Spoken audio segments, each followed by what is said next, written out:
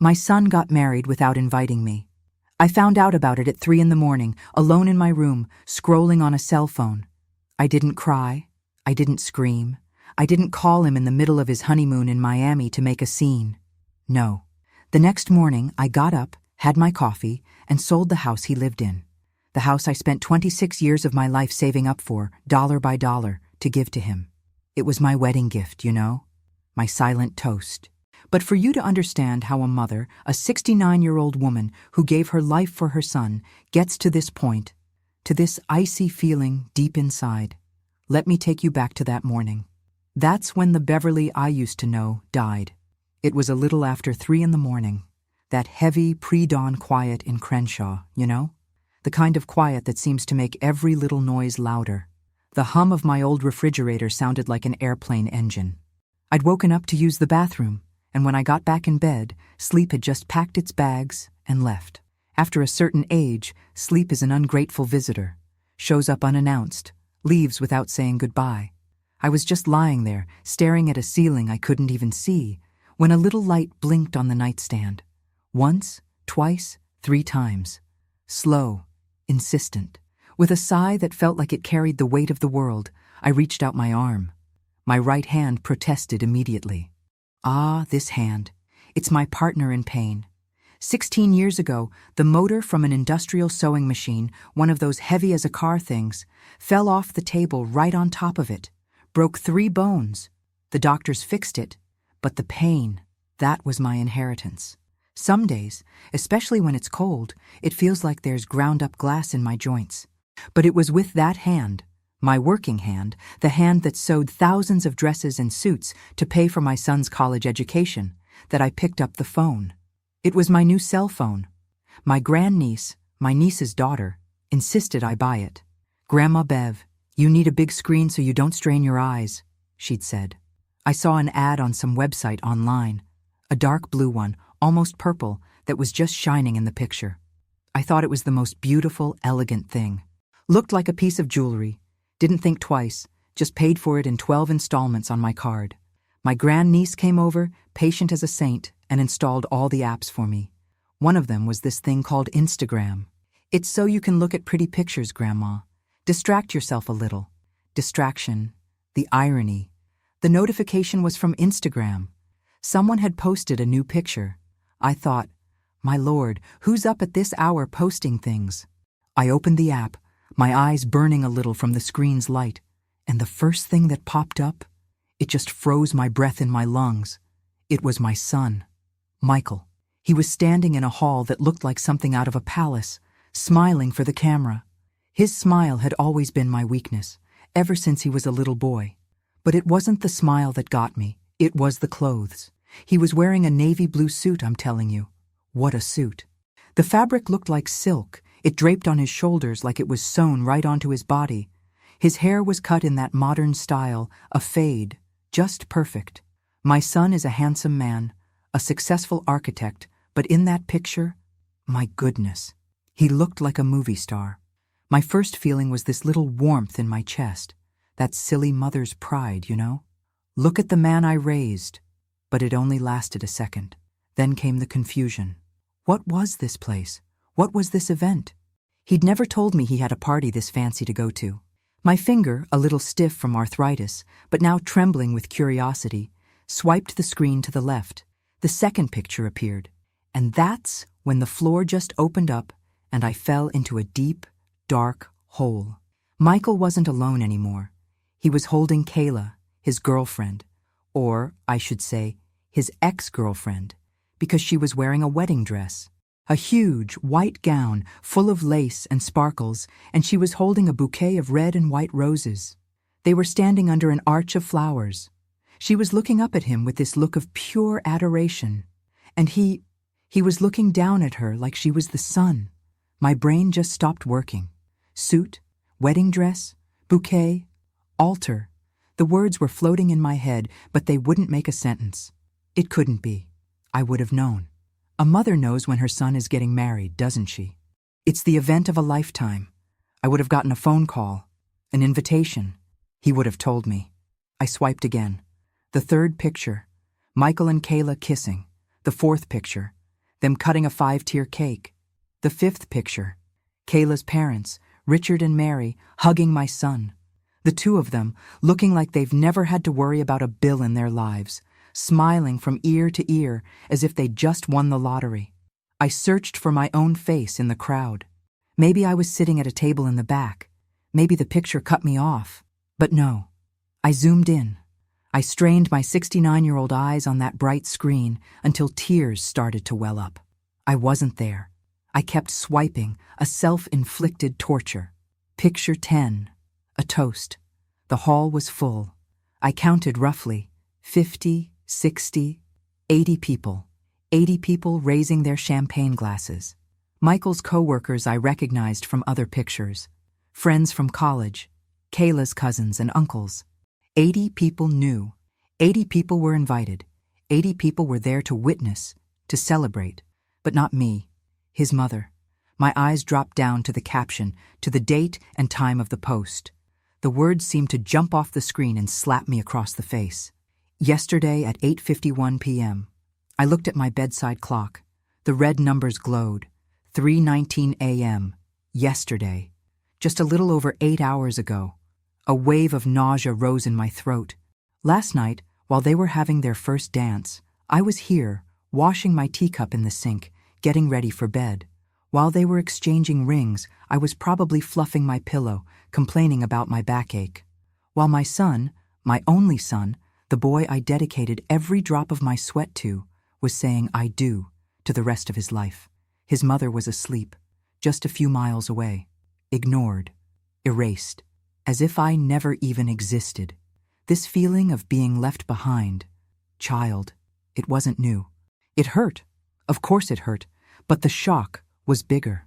And as I sat there, on the edge of my bed in the cold of the early morning, the image of that luxurious hall in my head, another image came to me, from a very different place, but with the same feeling of abandonment, the image of a hospital room 6 years ago. My James, my husband of 42 years, was dying.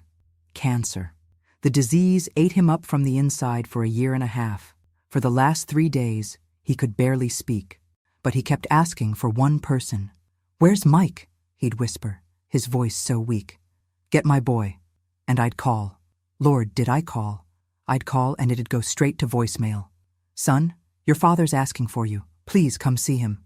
"Michael, the doctor said there isn't much time left. Please, son, come." "Michael," and nothing. He just didn't answer, didn't call back, didn't show up. James passed on a Tuesday at 4 in the afternoon. And Michael? He showed up at the hospital at 5. An hour later. An hour too late to say goodbye to the father who loved him more than anything. His excuse? "Oh, Mom, the traffic was just impossible." Traffic. He stayed for 5 minutes. 5.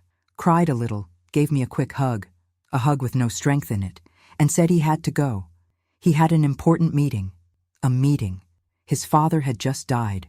I stayed there, alone, holding my James's already cold hand with the echo of my son's words in the hospital hallway.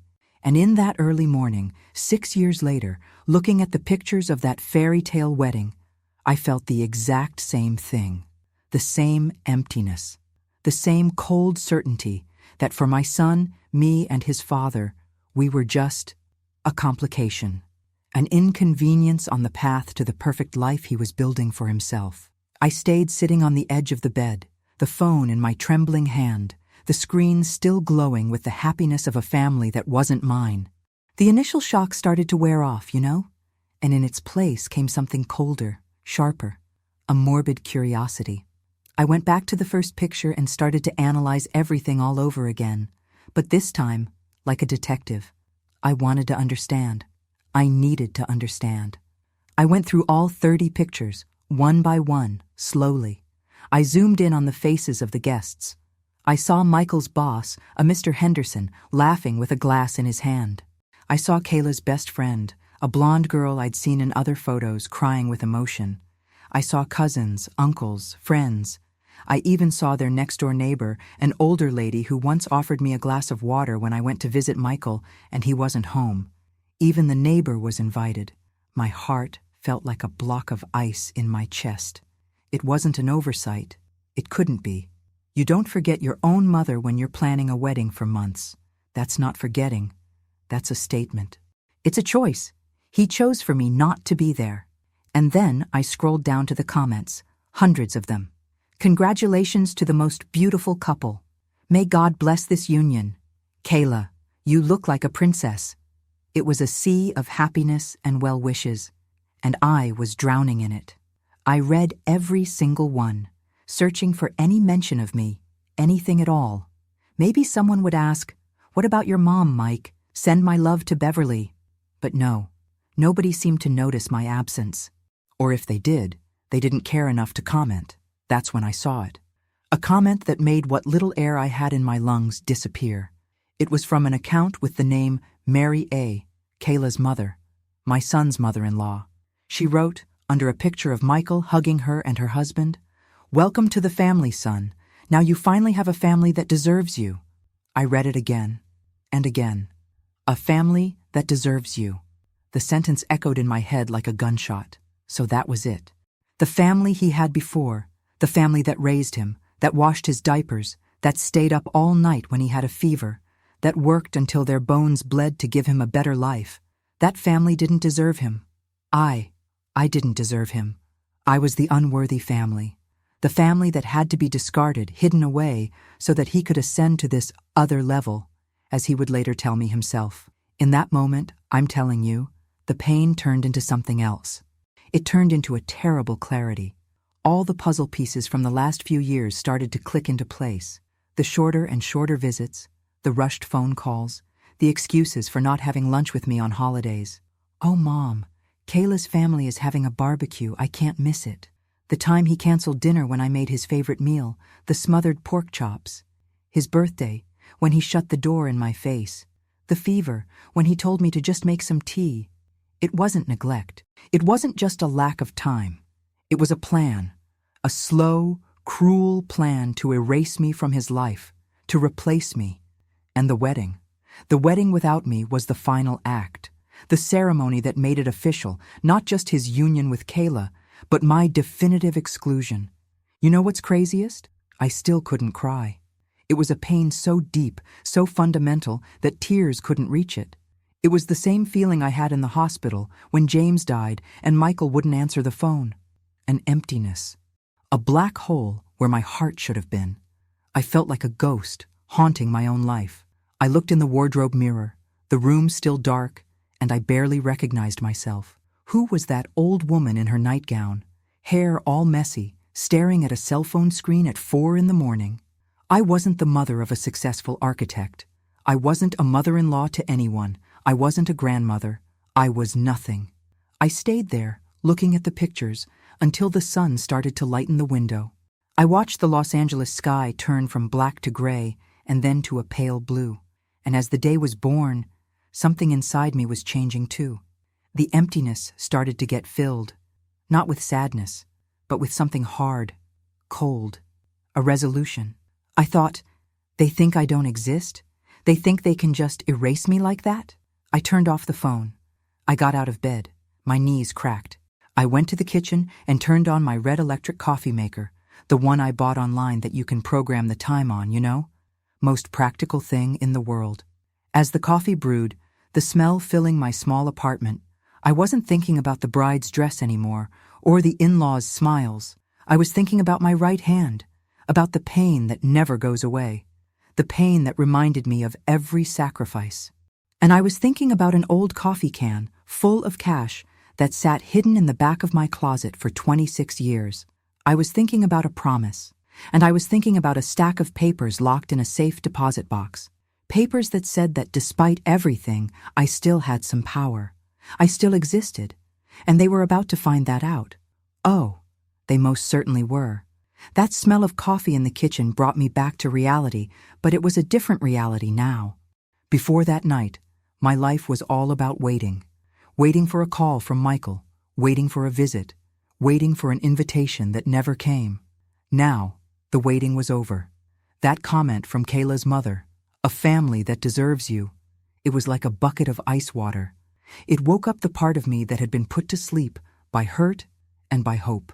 As I drank my coffee, sitting at my little kitchen table with the sun now streaming through the window, my mind wouldn't stop working. And it wasn't going to the future, to what I was going to do. Not yet. It was going to the past, to all the times I'd been left behind. And the strongest memory, the one that hurt like an open wound, was of my James. I closed my eyes and I was right back in that hospital room 6 years ago. The smell of antiseptic mixed with the smell of sickness. That's something that never leaves your head. James was lying in that bed. So thin, child. His skin was gray, clinging to his bones.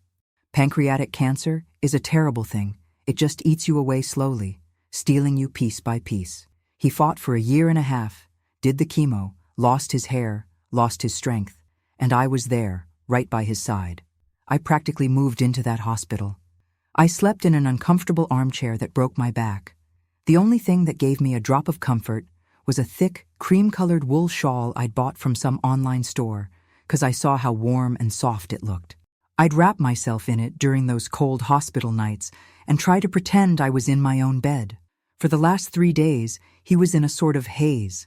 He spent most of the time sleeping, but every now and then he'd open his eyes. And the only thing he would whisper with what little voice he had left was, "Where's Mike? Get my boy." And I, with my heart in my throat, would grab my cell phone. I'd call, once, twice, 10 times a day. "Michael, it's me. Your father woke up. He's asking for you. He wants to see you, son. Please come." The call would go straight to voicemail.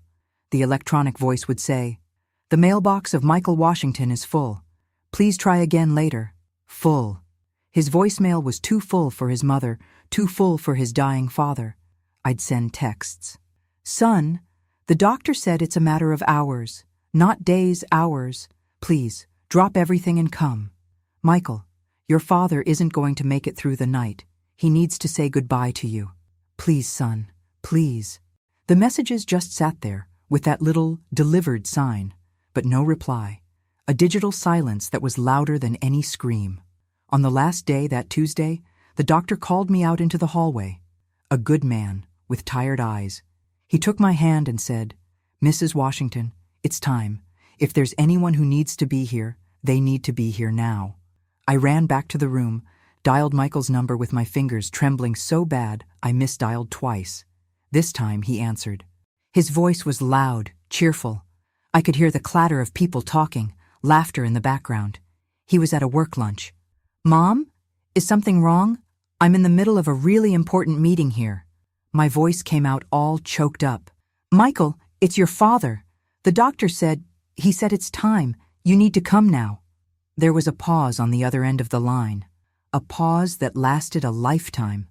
I heard him sigh, a sigh of impatience. "Mom, I'm in the middle of a presentation for a huge client. This is the project of my career. I can't just run out. I'll be there as soon as I'm done, okay? Just try to hold on." And he hung up. Hold on? I went back to my James's bedside. I held his hand, which was already cold. He opened his eyes one last time, looked for me, and whispered, "Mike, did he come?" And I lied. It was the last thing I ever said to my husband. "He's on his way, my love. He's stuck in traffic, but he's on his way." James smiled, a faint little smile, and closed his eyes, and he never opened them again. He died at 4:10 in the afternoon. I stayed there for an hour, crying softly, my head on his chest that no longer rose and fell. And at 5:10, the door to the room opened. It was Michael. His hair was perfect, his suit was crisp. He looked at the bed, looked at me, and his face twisted into a mask of grief. "Oh no, I can't believe it." Was I too late? I didn't have the strength to answer. He came closer, cried for about 30 seconds, gave me a hug. A hollow hug, you know? Like hugging an empty shell. And then he pulled away, took his phone out of his pocket. "Mom, I'm so sorry. I have to go. I have to get back to the office. They're waiting for me to close the deal." And he left. He left. His father had just died, and he left to go close a deal. In that early morning, phone in hand, looking at his wedding pictures, I understood that it wasn't the traffic, it wasn't the meeting. It never was. It was a choice between his life, his career, his image, and his family. His family always lost. His father lost. And now I had lost. The difference is, James didn't live to see the full extent of the abandonment. I did. And the wound from the wedding, honey, it just merged with the wound from the hospital. And the two of them together, they didn't bleed anymore. They burned. They burned with a cold anger, an anger that gave me a strength I didn't know I still had. I finished my coffee, the cup trembling a little in my hand. The nice Beverly, the mother who forgave everything, who waited.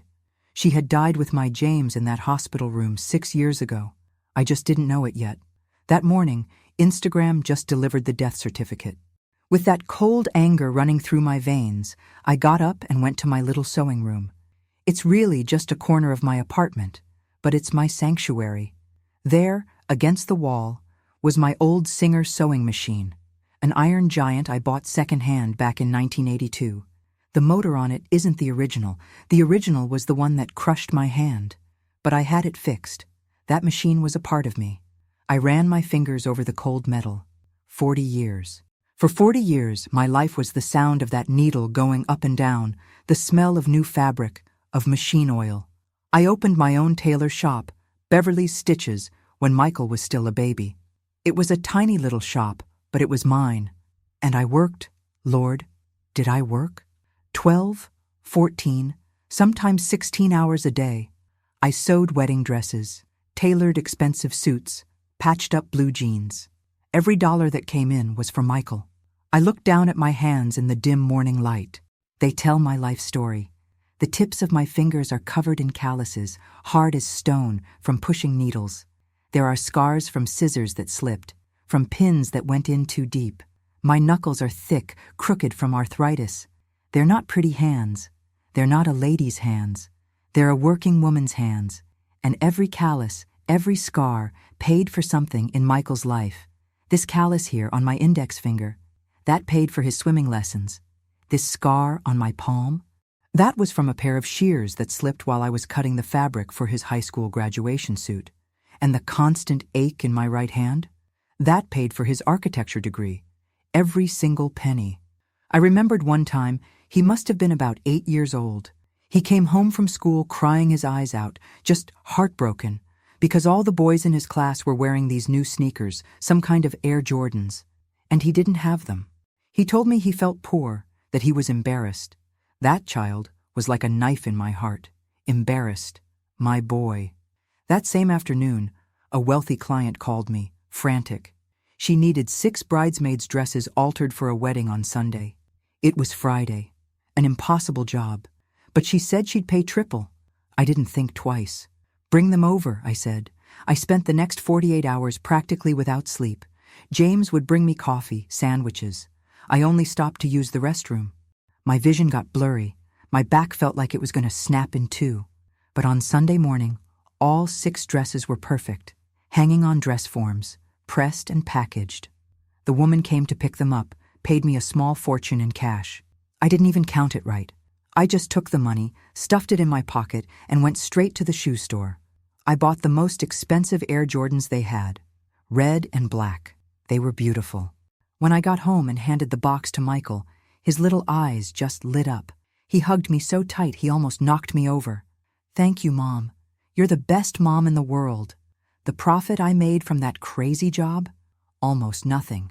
The price of the shoes was practically the whole amount, but the smile on my son's face, to me, that was priceless. Or at least, that's what I used to think. In that early morning, standing in front of my sewing machine, I thought about those sneakers. And I thought about the navy blue suit he was wearing in the wedding photos. That expensive suit. Who paid for that? Probably Kayla's other level family. The same family that thought I was unworthy. I sat down in my wicker rocking chair, the one I upholstered myself with some floral fabric I bought on sale online. The fabric laid perfectly, and it's the most comfortable thing in the world for thinking about life. And as I rocked slowly, the sun now stronger outside, I started adding up all the sacrifices. The parties I didn't go to, the trips I didn't take, the clothes I didn't buy for myself. Every extra cent, every hour of lost sleep was invested in him. In his education, his comfort, his happiness. And the irony is that it was the very fruits of my labor that took him away from me. It was the college I paid for that put him in those wealthy circles. It was his success, built on my aching back, that made him ashamed of his seamstress mother with her calloused hands and simple clothes. I built him, brick by brick. And when he was finished, a tall, shiny building, he looked down at the foundation, at the base that held him up, and decided it was too ugly, that it needed to be hidden. A single tear finally rolled down my cheek, but it wasn't a tear of sadness. It was anger, a righteous anger. I looked at my hands again. You've worked too hard, I thought. You built a house that became a castle for an ungrateful king. It's time for you to rest, but not before one last job, the demolition. The demolition. The idea stuck in my head like a needle, and it had a name and an address, the house in Inglewood, the house that was the biggest sacrifice and the greatest pride of my life. I wasn't born with money, child, far from it. Me and James, we started with nothing, lived in a tiny apartment with hand-me-down furniture, but we had a dream, to give our son a better life, and for me, a better life meant having a roof of his own over his head. When Michael was born, I made a promise to myself. I was going to buy him a house. I started saving money when he was still in diapers. Every extra job I took, every tip, every spare bit of change, I set a piece of it aside. I had a coffee can, one of those big metal ones, and at the end of every week, I'd put whatever I'd managed to save in there. $20, $50, sometimes only $5, but I never missed a week. For 26 years, that can was my vault. James knew about it. Sometimes he'd come home with a few extra bucks and say, "Put it in the boys' can, Bev." We gave up a lot. We didn't get a new car. We didn't take vacations. We ate chicken instead of steak to save a few dollars. It all went in the can. When Michael was in his last year of architecture school, the can was almost full. I started looking at houses. I wanted a good place, a safe place, a family neighborhood. I found a little house in Inglewood. Small, but it had a nice little yard. 2 bedrooms, a good-sized living room. It needed a coat of paint, but the bones were good. The price? It was exactly what I had, after 26 years saved up in that can. I went to the bank, exchanged all those old, crumpled bills for crisp new ones, and I bought the house, in cash. It was the scariest and happiest day of my life. Me, Beverly Washington, a seamstress, owned 2 properties in Los Angeles. 2 months later, Michael graduated. He was 27 years old, full of dreams, ready to start his life. I called him over to my place. I asked him to sit on the couch. I was so nervous my hands were sweating. I took out that little royal blue velvet jewelry box of mine, you know? The one I bought from a website just to keep my few valuables in, because it has this beautiful sheen. Looks like something from a movie. I handed the box to him. Inside, there wasn't a ring or a necklace. There was a key. He looked at the key, confused. "What's this, Mom?" I smiled, my eyes filling with tears. "It's the key to your house, son. I bought it for you." "Child," his reaction. I'll never forget it. His eyes filled up with tears. He got down on his knees in front of me, hugged my legs, and just started to cry. A real, sobbing cry. I knelt down, I hugged him back. "Don't you cry, baby. You deserve it. You deserve the world." He lifted his face, all red and wet with tears, and hugged me with a force that nearly broke my bones. It was a hug of gratitude, of love. He looked me straight in the eye and made a promise.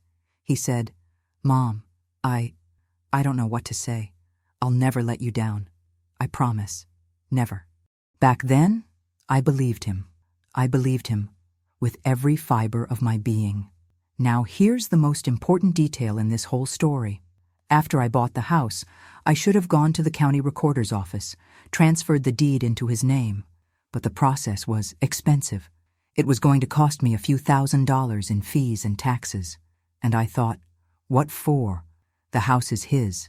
When I die, it'll be his anyway. It's just a piece of paper. I trusted my son. I trusted his promise.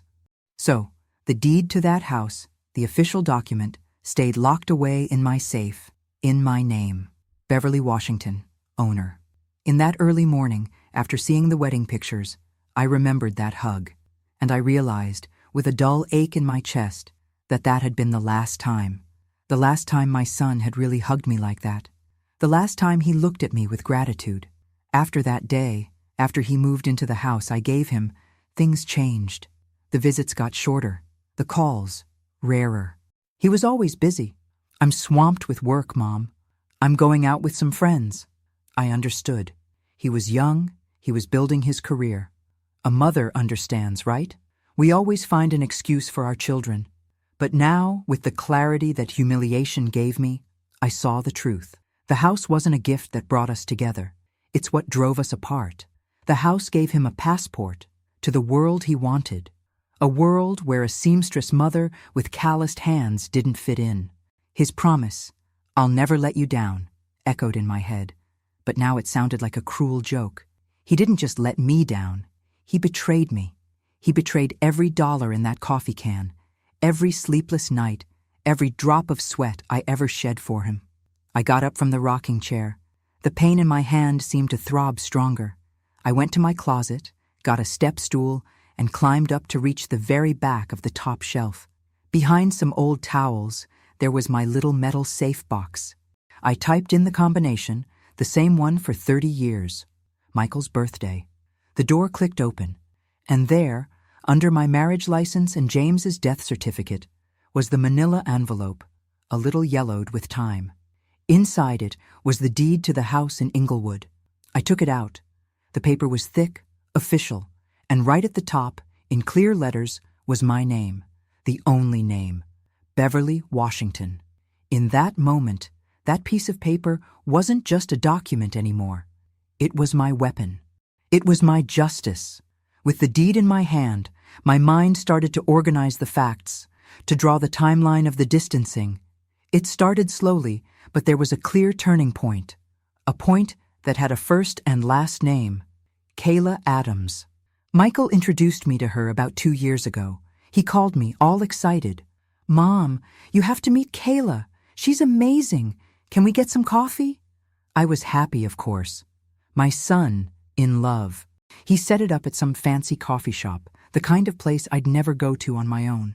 A place where 1 cup of coffee cost what I made in an hour of work. I got all dressed up. I put on my best blouse, a lavender one I'd made myself. The fabric was good, but you know how it is. After a few washes, the color wasn't quite the same. It was a little faded. To feel a bit more elegant, I grabbed that black faux leather purse of mine that I found on some website. It was such a great find. It had this simple little gold clasp, and it fit my wallet and my phone just right. I felt put together with it. I got there, and they were all ready at a little table. Michael stood up, gave me a kiss on the cheek. Kayla stayed seated. She just tilted her head up a little and gave me a smile that didn't reach her eyes. "Hi, Beverly. It's a pleasure," she said. The pleasure, honey, was all hers. Kayla was the kind of woman who looks like she was born ready. Perfect hair, perfect makeup, perfect nails. She was wearing a dress that looked simple, but me, knowing fabrics, I could tell it was very expensive. And her eyes sized me up in 1 second. They landed on my faded blouse. They traveled down to my hands, which were resting on the table. My seamstress hands, with the calluses and the thick knuckles. I saw her nose twitch, just a tiny bit, a nearly invisible sneer, but I saw it. The conversation was a disaster. All she talked about was trips to Europe, dinners at expensive restaurants, clothing brands I'd never even heard of. I tried to join in, talk about my work, about the neighborhood, but she'd either cut me off or just ignore me, turning her face back to Michael and carrying on as if I wasn't there. Michael, my son, he noticed. I saw the discomfort on his face, but he didn't do anything. He didn't say, "Kayla, be nice to my mom." He didn't try to include me in the conversation. He just sat there, smiling awkwardly, trying to please her. After that day, the chasm between us grew wider. His visits, which were already short, became like doctor's appointments. He'd show up at my door, stand in the living room for 5 minutes. "Hi, Mom. How are you? Just stopping by to say hi. Kayla's waiting for me in the car." Always the same excuse. "Kayla's waiting." I started to feel that it wasn't Michael who didn't have time for me. It was Kayla who didn't want him to have time for me. I was a nuisance, a piece that didn't fit in the perfect world she was building for them. There was one Sunday I decided to surprise him. It was his favorite meal since he was a kid, smothered pork chops with gravy and mashed potatoes. I spent the whole morning in the kitchen. The smell of the food filled the whole apartment. I called him, so happy. "Son, guess what I made for lunch today?" He paused. "Oh, Mom, that's great, but I can't today. I forgot to tell you, we're having lunch at Kayla's parents' house. They're having a barbecue." My heart just sank. "Oh, okay then. Maybe next time." "Yeah, Mom, next time.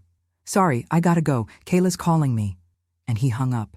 I just stood there in the kitchen, looking at those golden brown pork chops, the creamy mashed potatoes. I'd made enough food for an army, and I was alone. That day, I understood I was in a competition, and I had already lost. I couldn't compete with barbecues at huge houses with rich and influential families. I was just the mother with the faded lavender blouse. I tried, child. I swear I tried to like her for his sake. I loved him, and if he loved her, I had to try. But every interaction was a small humiliation. She never invited me to their house, never invited me for a holiday. Christmas, Thanksgiving, Michael always had the same excuse. "We're spending it with Kayla's family, Mom. It's their tradition." And my tradition? Our tradition of putting up the Christmas tree together, of eating my pumpkin pie? All of that was thrown in the trash. I started to see my son's life through the cracks. From the few things he'd tell me, from the pictures he'd post. And in all of them, there she was, Kayla and her family, always smiling, always perfect. The mother-in-law, Mary, seemed to have adopted me as her failed charity project. One time she sent me a gift box. Inside was a very expensive hand cream. And a little note. "Beverly, I noticed your hands are very dry from your work. I thought this might help." It wasn't a kind gesture. It was a criticism, a way of saying, "Your hands are ugly. Try to fix them." I never used the cream. I left the box on top of my dresser, like a reminder that to those people, I was a problem to be fixed. Or, as I would find out in the worst way possible, a problem to be erased.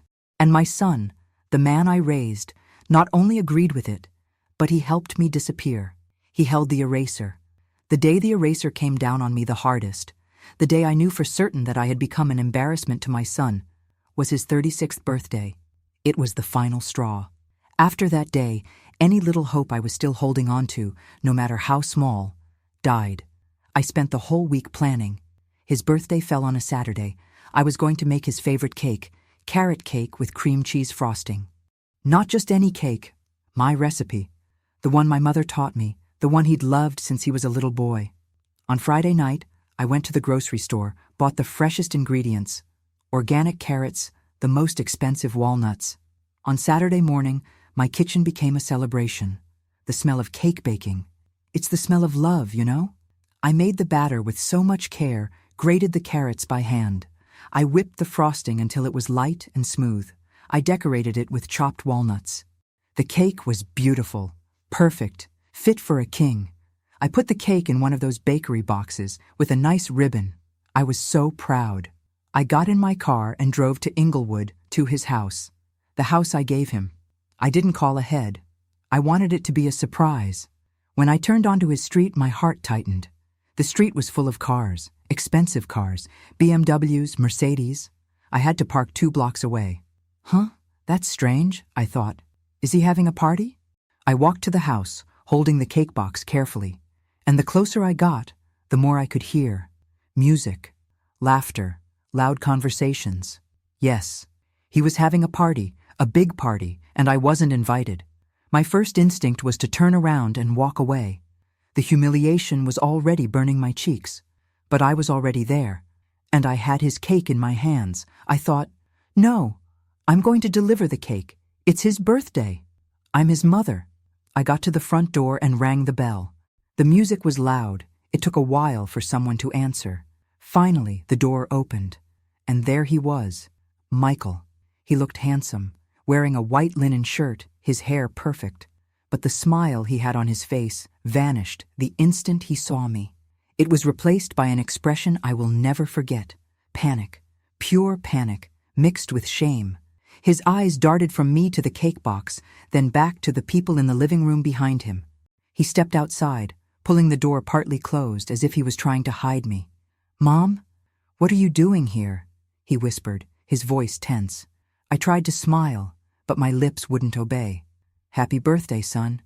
I made your cake." He looked at the box again, and his expression was like he was looking at something dirty. He didn't say, "Thanks, Mom."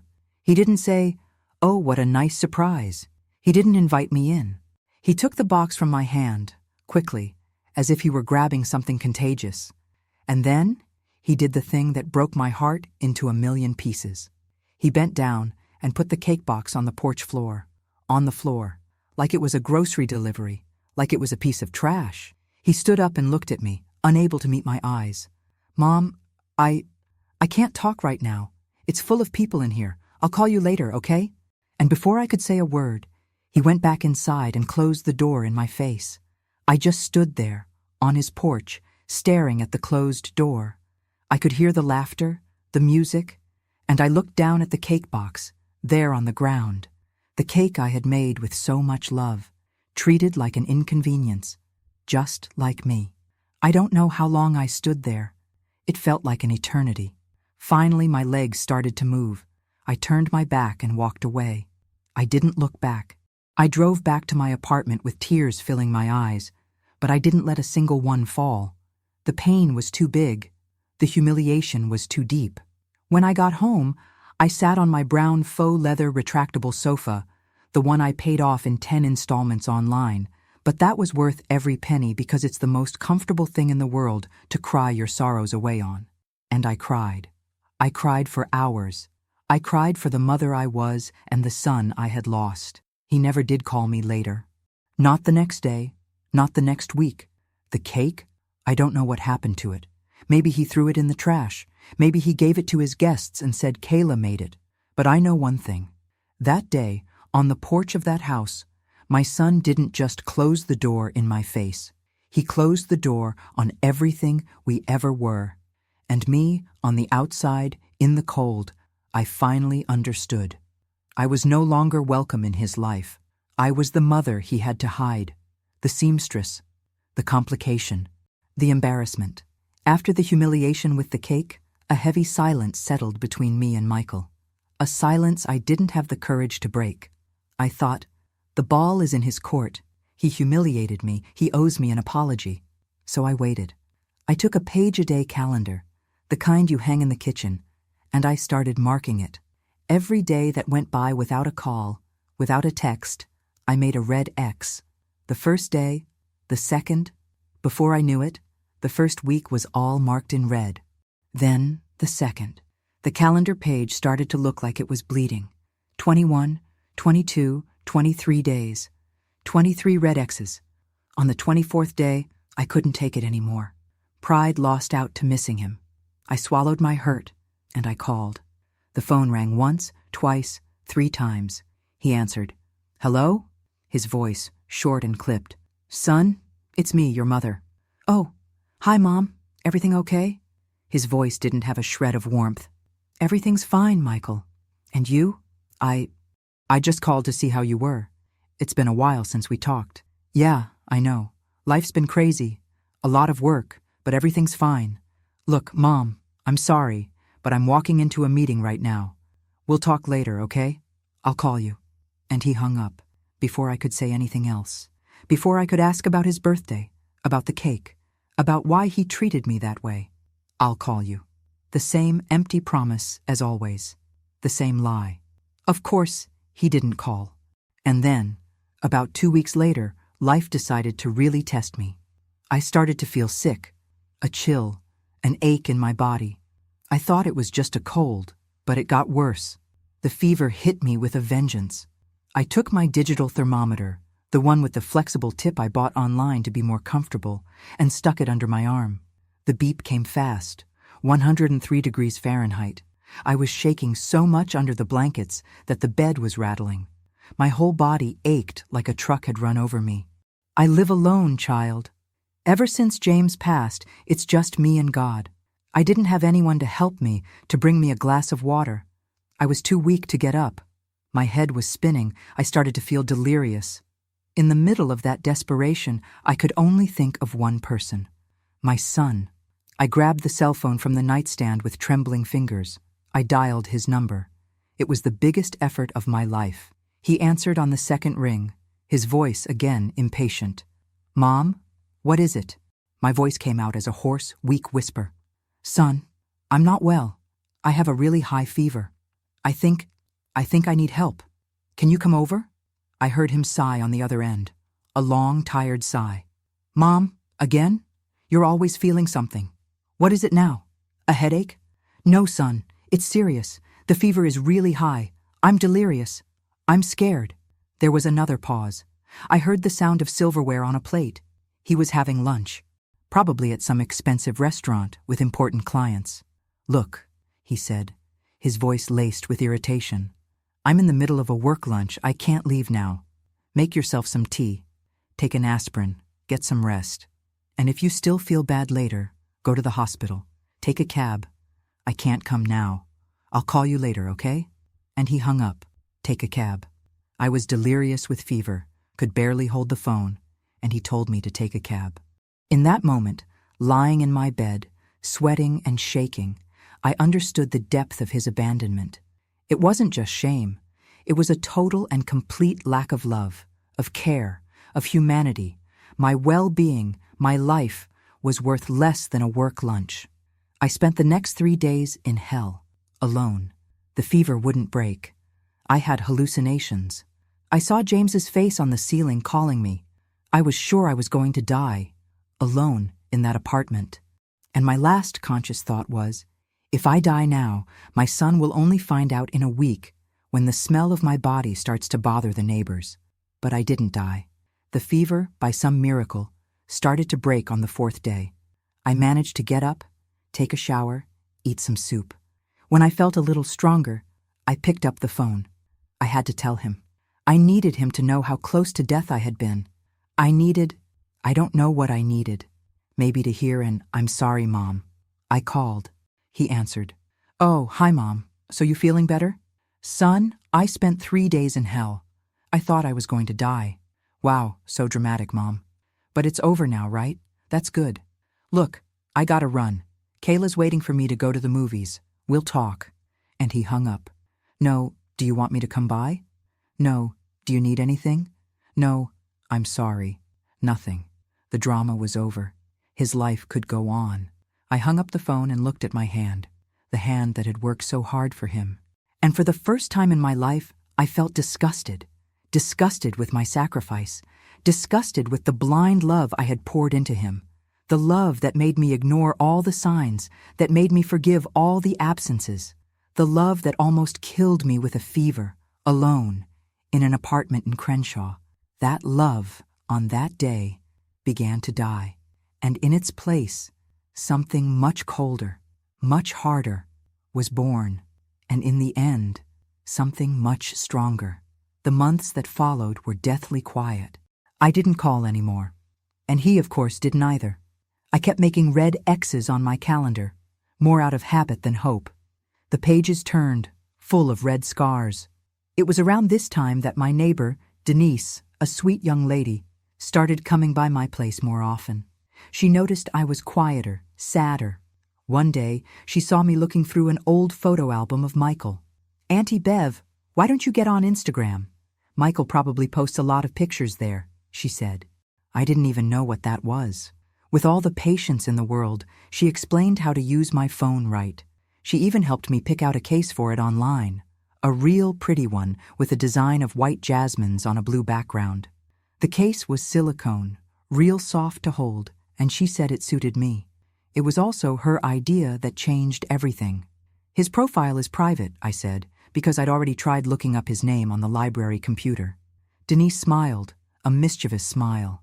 "And who says you have to use your own name? We'll create a fake profile. Let's come up with a real classy name for you." And that's how Jasmine Fields was born. Jasmine, because of the phone case, and because I've always loved the smell of jasmine. Fields, because it sounded elegant. Denise took a picture of a flower from my potted plant and set it as the profile picture. And we sent the request to follow Michael. I felt like a spy, a criminal. But the desire to see a piece of his life was stronger. To my surprise, the next day, he accepted. Jasmine Fields was now one of his followers. And then, child, the floodgates of hell opened. There were hundreds of pictures, hundreds. My son's perfect life laid out there on a screen. Pictures of him and Kayla traveling. Italy, France, Hawaii. Pictures of them at expensive dinners, toasting with wines whose names I couldn't even pronounce. Pictures at her parents' house, at barbecues, Christmas parties, Thanksgivings. Her whole family, always laughing, always hugging. And Michael, right in the middle of them all, looking like the happiest man in the world. I spent hours, days, scrolling through that feed. It was like poking a wound, over and over. Every picture was proof of what I already knew. I wasn't part of that world. I didn't fit in. And then, on that fateful morning, the notification came. The notification that started this whole story. A new post. It was the wedding pictures. But now you have to understand my state of mind. When I saw those pictures for the first time, in the dead of night, it wasn't a shock out of the blue. It was the final confirmation, the last piece of the puzzle of my exclusion. I looked at the pictures again, but with different eyes. Eyes that had already seen the trips, the dinners, the family holidays. Eyes that already knew about Kayla's contempt, the humiliation of the cake, the abandonment during the fever. I saw his navy blue suit, and I didn't feel pride. I felt anger, thinking about how many hours I'd worked to buy his very first little suit when he was a boy. I saw her wedding dress, and I thought of the countless wedding gowns I'd sewn, dreaming of the day my son would get married. I saw the in-laws' smiles, and I remembered the passive-aggressive note about the cream for my hands. And I read the comments again. But this time, the pain gave way to a clarity as cold as steel. I read the comment from the father-in-law, Richard. "Welcome to the family, son. We love you." Son. He called him son. My son.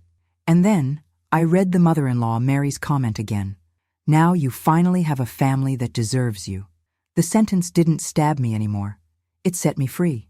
Because I understood, with a clarity that only the deepest pain can bring, that it wasn't about me.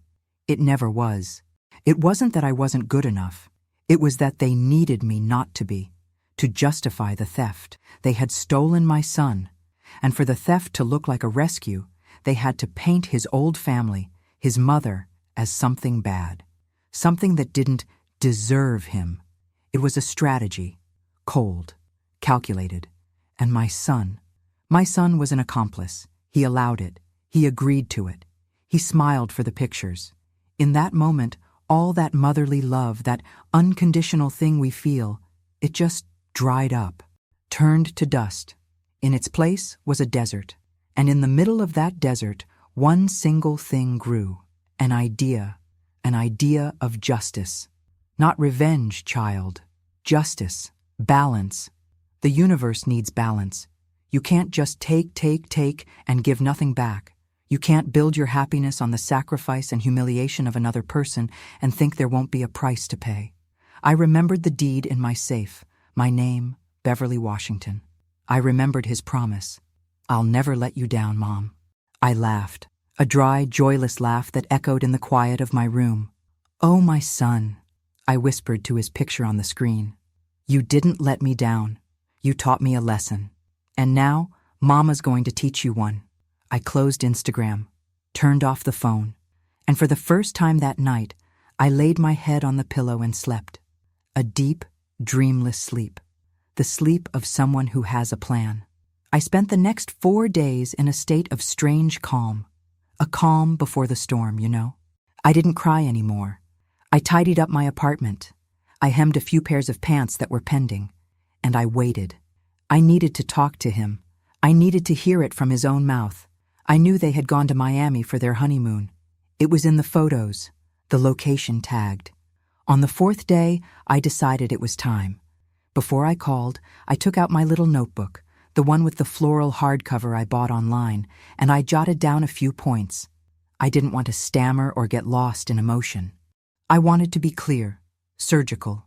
I picked up my phone, took a deep breath, and dialed his number.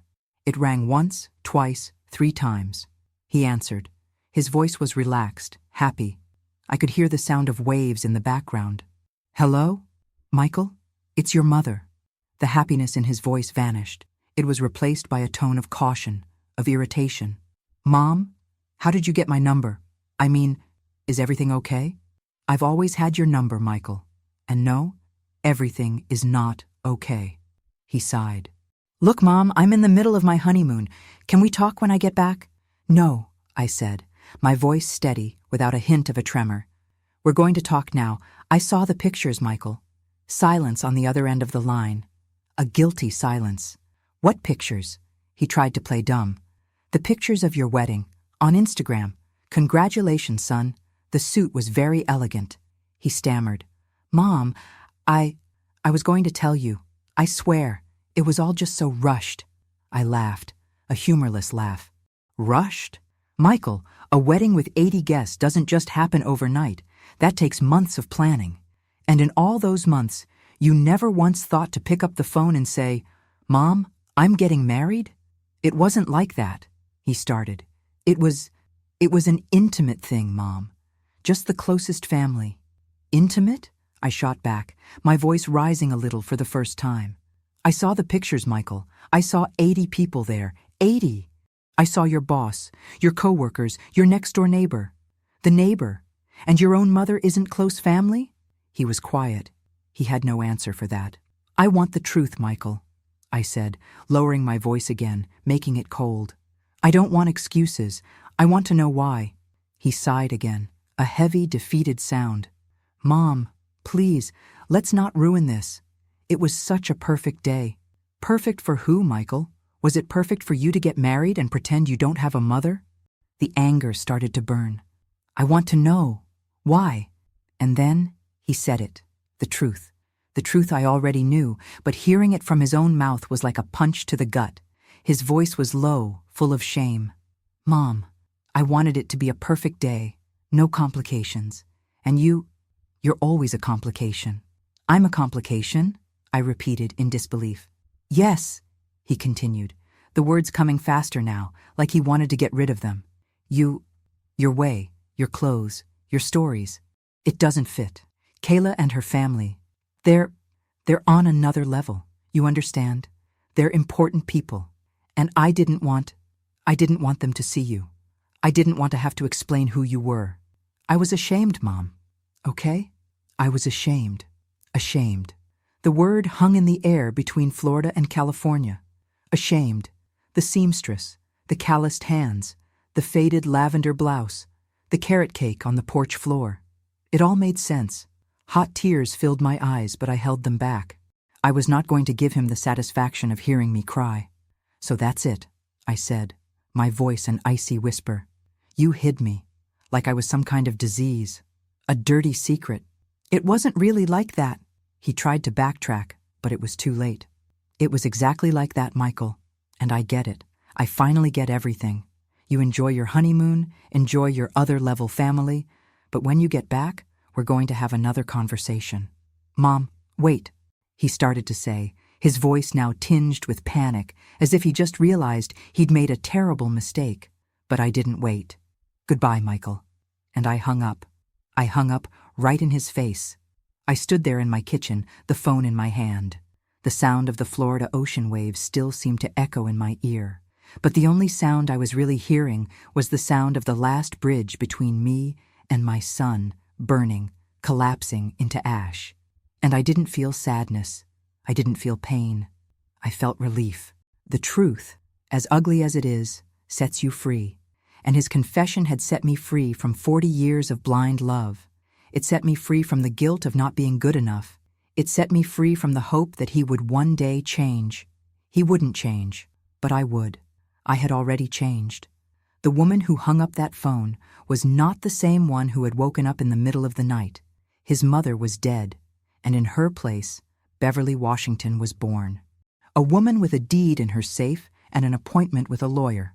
The next morning, I woke up before the sun. I didn't need an alarm clock. I had a purpose. The calm I'd felt for the past few days had sharpened into a cold, focused energy. I dressed with care. I put on that navy blue crepe dress of mine. You know? The one I bought online last month because I thought the fit was just perfect. It's got a simple but elegant cut.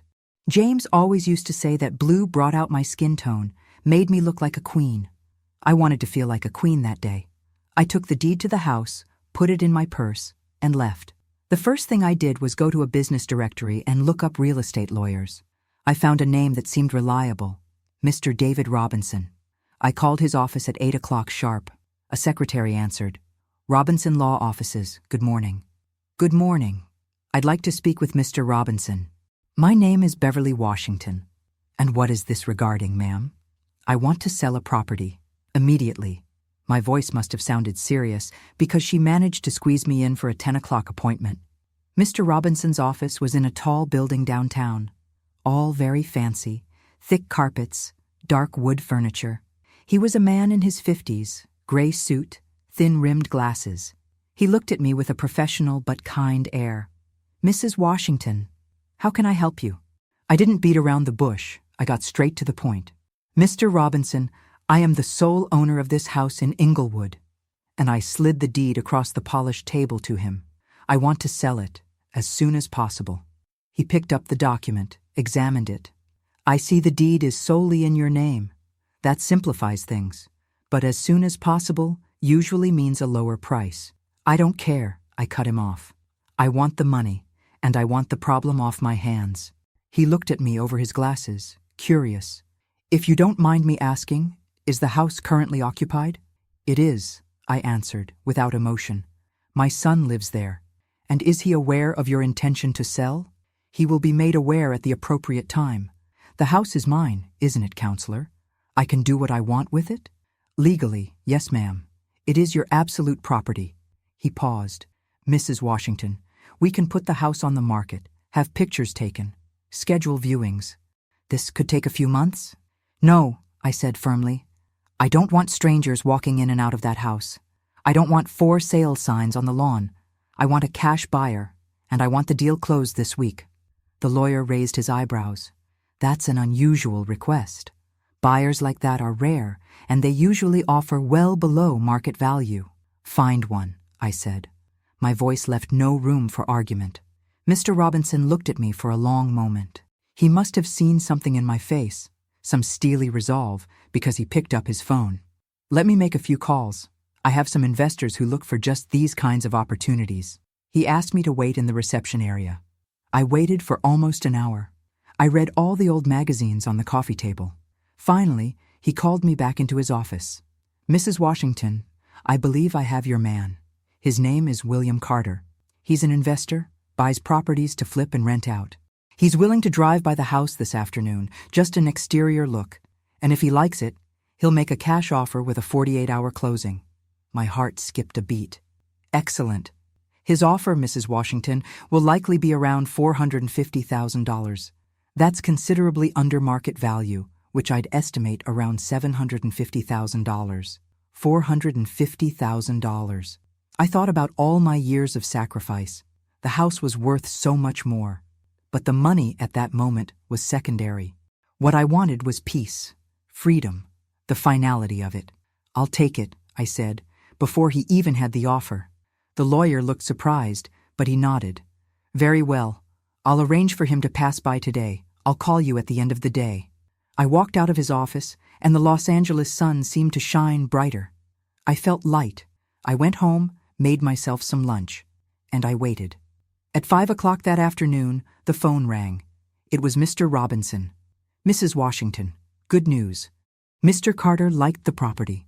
He offers, as predicted, $450,000, cash, and he can close tomorrow afternoon. Do you accept? I closed my eyes. I took a deep breath. The image of my son shutting the door in my face flashed in my mind. His voice saying, I was ashamed. Yes, Mr. Robinson, I accept. Set the time. Tomorrow, at 2 o'clock, in my office. I hung up the phone. I looked at my right hand, the aching hand, and I thought, 40 years of work to build his life. 48 hours to take back mine. Justice sometimes isn't loud. Sometimes it's just a signature on a piece of paper. The next day, I woke up feeling like a general before a battle. The final battle. I wore the same navy blue dress. I put on my long-lasting matte red lipstick, the kind that doesn't come off even if you take a sip of water, because I wanted them to see that my mouth wasn't trembling. I was calm, a frightening kind of calm, even to myself. I arrived at Mr. Robinson's office 15 minutes early. He and Mr. Carter were already waiting for me in the conference room. William Carter was a practical man, sturdy, with working man's hands, a firm handshake. He didn't ask questions. This was business, plain and simple. The table was covered in papers, contracts, documents, deeds. Mr. Robinson started to explain each one. I listened, but my mind was far away. I was thinking about the day I gave Michael the key to that house, about the promise he made. "I'll never let you down, Mom." "Mrs. Washington?" The lawyer's voice brought me back. "You just need to sign here and here." He handed me a pen. I took it in my right hand. The hand ached, as always, but the signature came out steady. Beverly Washington. I signed my name about 10 times. With every signature, I felt a weight lift off my back. When I was done, Mr. Carter signed as well. And then, the lawyer notarized the papers. The thud of the stamp hitting the paper was the sound of a door closing forever. "Congratulations, Mrs. Washington. The house is no longer yours. And congratulations, Mr. Carter. You are the new owner." Mr. Carter handed me a cashier's check. $450,000. I looked at that piece of paper. It was the result of 26 years of saving, turned back into cash. But now, it wasn't my son's future. It was mine. I shook both their hands, thanked them, and walked out. I didn't go straight to the bank. I went to a park, a small park near my apartment. I sat on a bench under a tree. The sun was warm. Children were playing on the playground. For a moment, I felt a pang of sadness. I thought about the grandchildren I'd never have. But the feeling passed quickly. I took out my cell phone. My heart started to beat a little faster. It was time. I dialed Michael's number. He was still in Miami. He answered on the first ring, his voice full of hope. "Mom, you called me back." "Yes, Michael, I did." My voice was serene, too calm. "Mom, I'm so sorry. I was an idiot. What I said, I didn't mean it. Can we talk when I get back? We can fix this, I promise." I let him talk. I let him make his empty promises. When he was finished, I said, with that same calm, "Michael, I'm calling to inform you of a business decision." "Business? What business?" he asked, confused.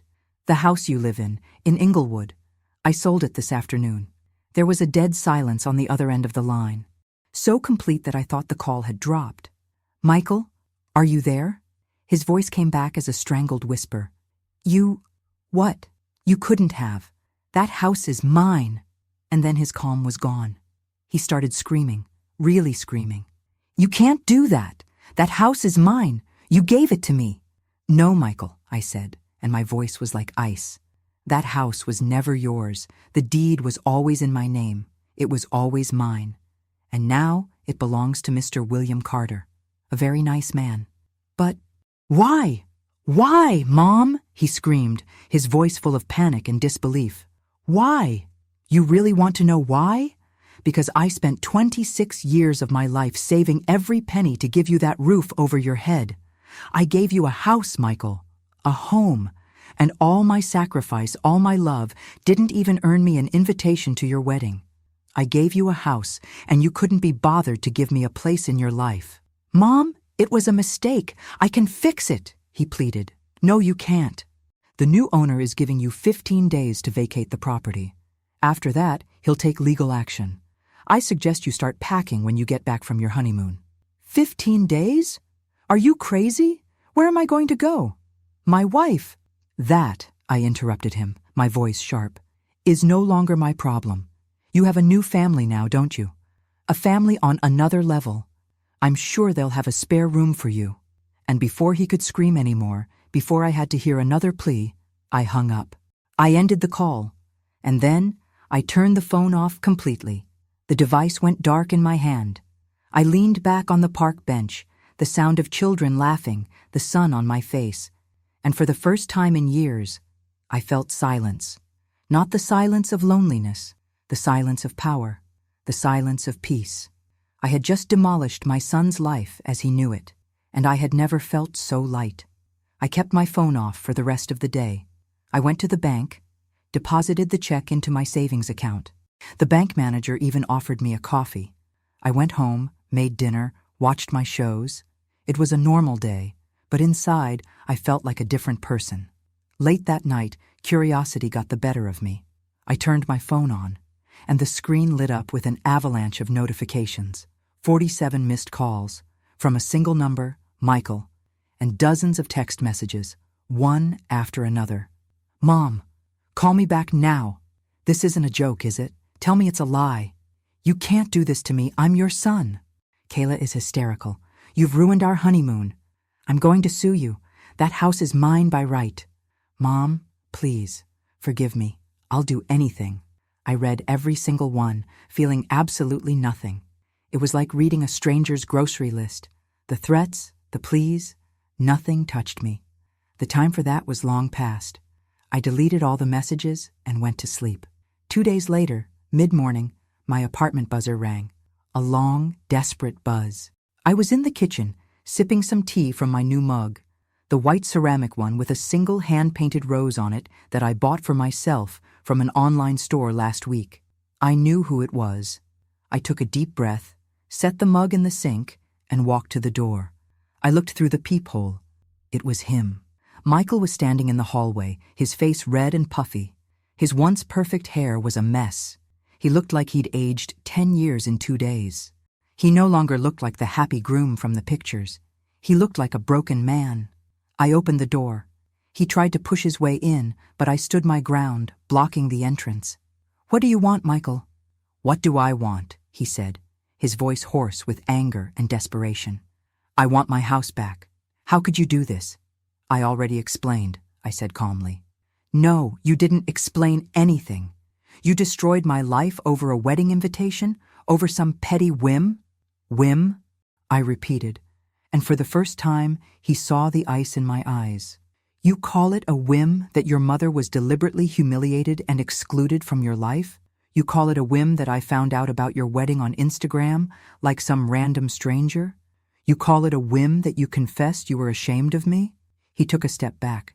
The anger on his face began to melt into something else. Pleading. "Mom, it was Kayla. It was all her idea. Her and her mother. They got in my head, saying it would be more elegant, simpler." "And you listened?" I cut him off. "A 38-year-old man, an architect, and you don't have a mind of your own? They said, hide your mother, and you just obeyed like a little puppy? It wasn't like that. I thought it would be easier this way," he finally admitted, his voice low. "I didn't want the drama. I didn't want the conflict." "Easier," I repeated, savoring the word. "It was easier to erase me. It was easier to treat me like trash on your birthday. It was easier to leave me alone, delirious with fever. Always the easy way out for you, isn't it, Michael?" Tears started streaming down his face. "Mom, forgive me. Please, I was wrong. I was a horrible son. But I love you. I swear I love you. Call off the sale. Please, Mom, for the love you have for me. The love I have for you." I looked at this crying man in front of me, and I searched inside myself. I searched for that motherly love, that thing that moves mountains, that forgives everything. And I found nothing, just a desert. That love, Michael, the love you're calling on now, it's dead. It died a long time ago, little by little. A piece died the day your father passed, and you were too busy. Another piece died when you introduced me to your fiancée and let her humiliate me. It was crushed along with the cake I made for you. And what little was left turned to ash when you left me sick, alone, to die. What you're looking at in front of you isn't your mother anymore. It's just the woman who gave birth to you. And that woman is telling you the decision is made." He sobbed. "But where are we supposed to go?" "I already told you. You have a family now. I'm sure your in-laws would be happy to help the son they so richly deserve." He looked at me, and the desperation in his face twisted into hatred. The hatred of a spoiled child who's had his toy taken away. "I will never forgive you for this. Never." He spat the words. I gave a small smile, the first real smile in days. I'm not asking for your forgiveness, Michael. I'm giving you a notice. You have 2 weeks. After that, the house is no longer yours, and you are no longer my son. Have a good life. And then, I did to him exactly what he had done to me. I closed the door in his face. The sound of the door slamming shut was the most satisfying sound I had ever heard in my life, the sound of my freedom. I leaned against the closed door, listening to his footsteps retreat down the hall, heavy and defeated. I expected to feel something, guilt, sadness, regret, but the only thing I felt was peace, a deep, quiet peace that filled every corner of my small apartment. I lost a son that day. I know that. The boy I raised, who I loved more than my own life, was gone forever. But in return, I got something back that I didn't even realize I had lost so completely: my self-respect. The next 2 weeks were silent. He didn't call again. He didn't show up. On the 15th day, I got a call from Mr. Carter, the new owner. "Mrs. Washington, just letting you know the property has been vacated. The keys were left with the neighbor as we arranged. Thank you again." And that was it. It was over. Today, 2 years later, my life is very different. The silence that used to scare me is now my companion. I wake up in the morning with the sun, not with cell phone notifications. I make my coffee in my red coffee maker, sit in my wicker chair, and I read a book. With the money from the sale, I paid off all my debts, and for the first time in my life, I took a trip. I went to Hawaii, by myself. Before I left, I bought one of those straw beach hats with a real wide brim, you know? I wore it every single day to protect my face from the sun. I felt like a movie star. I saw the ocean, felt the sand between my toes. It was the most wonderful thing I've ever done. Michael? From what my grandniece tells me, he and Kayla moved in with her parents. It seems life on the other level isn't so glamorous when you're living on sufferance in your in-laws' guest room. The marriage, which started with so much luxury, soured quickly. Money got tight, and so did the love, apparently. They separated last year. He lost everything he tried to build on top of my humiliation, and on top of that, he lost the house, the wife, and his dignity. I've learned that a mother's love can't be a blank check. I've learned that sacrifice only has value when it's acknowledged, and that sometimes the family you choose, the friends and neighbors who respect you, is stronger and more true than the family of blood who turns its back on you. I learned that it's never too late to close a door in the face of someone who hurts you, even if that person came from inside you. And you, what would you have done in my place? Do you think I did the right thing? Write in the comments what city you're listening from. And if you liked my story, please leave a like on the video so I can keep bringing more stories like this. Thank you for all the love. On the screen, you'll see other stories that I'm sure you'll enjoy. Click on one to watch. Oh, and don't forget to subscribe. Until the next story.